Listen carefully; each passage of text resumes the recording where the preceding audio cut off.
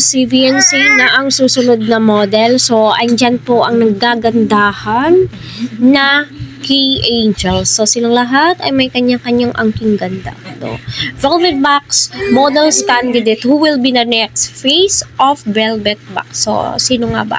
Ang napupusuan po ninyo. So, magboto na po tayong lahat. So, kita naman po natin, no, may kanya-kanyang angking ganda po sila.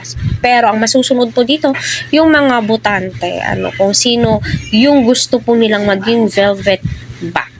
So para sa akin, kung sino man po ay deserve po nilang lahat yan.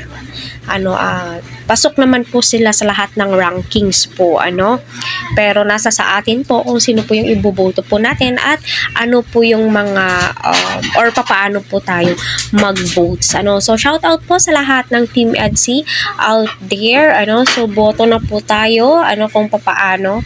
So patuloy po natin silang suportahan at bago po ang lahat, naway nakasubscribe po kayo sa aking channel, click the notification bell and syempre palambing naman po ng kaunting likes. Suportahan po natin si Kalingap Rab, Kuya Val at ang buong team. Please wag po natin skip ang kanilang ads para sa ganun nga po ay syempre marami pa pong kababayan po natin ang kanilang malingap and syempre ang kanilang matulungan. So abang-abang po tayo sa susunod na announcement ni Kalingap Rab patungkol nga po dyan sa candidates of Velvet Box. So malamang marami na po sa inyo ang excited kung ano po yung mangyayari or sino po yung tatanghaling Velvet Box candidate or magiging model po ng kanilang platform. So abang-abang po tayo mga ka-Team EDSI. Ayan.